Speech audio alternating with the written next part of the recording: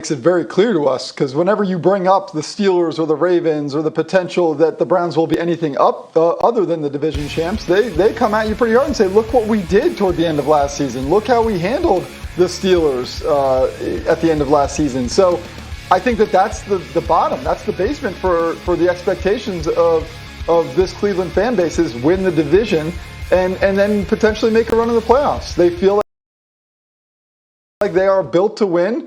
Now it's time to find out. Sometimes these Browns teams have a tendency to disappoint. This one feels confident, like a confident bunch, ready to attack this season. Okay, but you mentioned the tendency to disappoint. So, Booger, I have to ask you, and I just want to ask you this question from a perspective of what makes a successful season. This season is a failure for the Browns if what, Booger?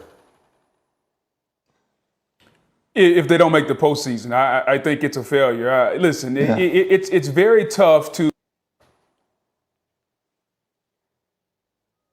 Looks like we lost Booger for just a second. We'll try to get him back and get that point. Wait, Booger, are you back with us? I thought I heard you just now. Okay, we'll try to get you back with us.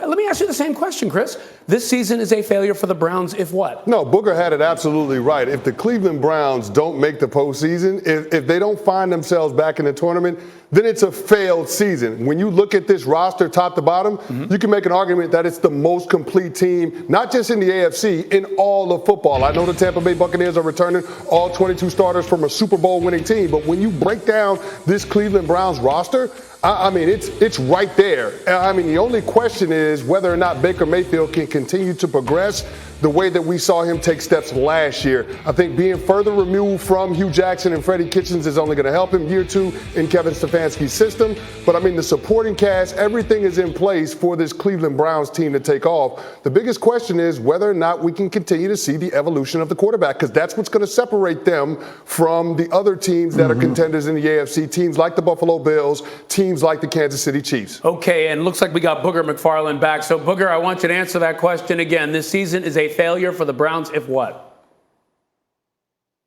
If the Browns will make the postseason, and to piggyback off what Chris is saying, when you talk about the evolution of the quarterback, you're really talking about the evolution of the offense, because Kevin Stefanski came in. This offensive line is really good. They can run the football. They can pound the ground. But Baker Mayfield took off when he didn't have to try to do everything. So when we say the evolution of the quarterback, what we're talking about is, can the offense take the next step? Can they go from an offense that's totally run heavy? Can they become a little bit more balanced and a little bit more pass centric when they want to make some big plays and throw the football down the field? On paper, you add OBJ back in an offense that can run the ball like that. It seems like that's the next step. So I don't want people thinking Baker has to all of a sudden turn into Patrick Mahomes for this offense to be really good, because he doesn't. All Baker has to do is continue to evolving, and that means the coach has to evolve and the offense also. Okay, we shall see if he can do that. Looks like it's playoff or bust for these Browns. We will see. All right, guys, we'll come back to this, but first, I want to go over to baseball. Cubs, Mets. This was a big one because Jacob deGrom was on the mound after leaving his last start early with right flexor tendonitis, and he was dealing. Top first, no score. Jock Peterson chasing the ball for his first strikeout. Second batter, Javier Baez, swings and misses. DeGrom has now retired the side in order, 10 straight first innings. So we go to the second, and DeGrom doing it at the plate.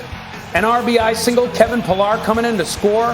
He's 5 for 10, DeGrom is, with runners in scoring position this season. We go to the third, and DeGrom, again, just knocking him down. Jose Lobaton swings and misses. Next batter, Robert Stock just getting frozen right there. His 7th consecutive strikeout. But then between the innings, DeGrom immediately heads for the tunnel. Mets win, but you see that fan's face. Probably defines how Mets are feeling right now.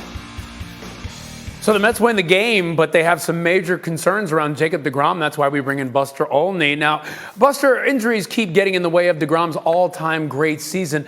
How concerning is this one?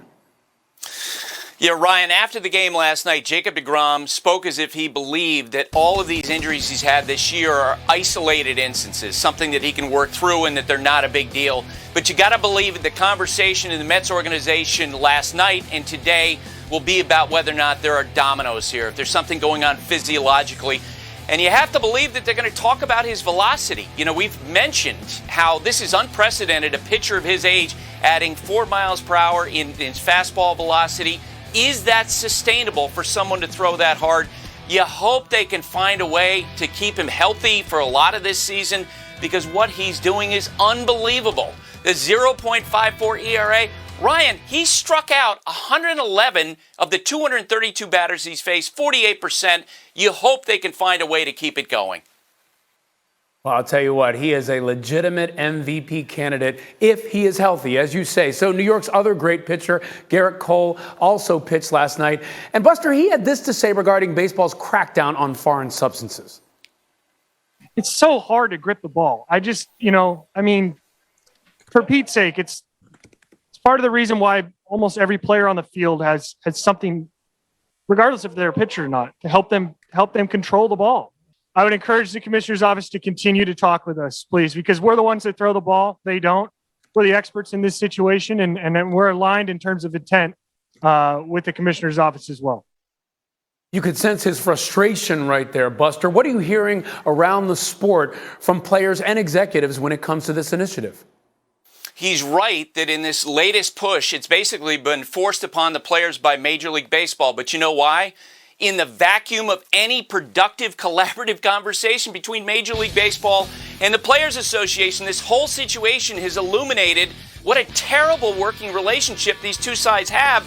Ryan, during this conversation, a lot of the dialogue was actually going through the Umpires Association between the two sides. It's clear the last 2 days that there's a middle ground to be found, that maybe the two sides could have agreed on sunscreen. I don't even know if that was proposed. Rich Hill, who's the oldest pitcher in baseball, came out yesterday and said, you know what, this one falls upon the Players Association. They dropped the ball. You hope that going forward there can be more dialogue. I would encourage Garrett Cole, look, grab 3 other veteran players, go down to the commissioner's office and talk to him because there hasn't been a lot of dialogue. Yeah, it certainly feels like there's some sort of conversation that needs to happen because the rubber is meeting the road on this one. Buster, thank you so much. Well, coming up, a flurry of NBA news yesterday, both on and off the court. Who's in and who's out for the playoffs? Adrian Wojnarowski joins us live next on Get Up.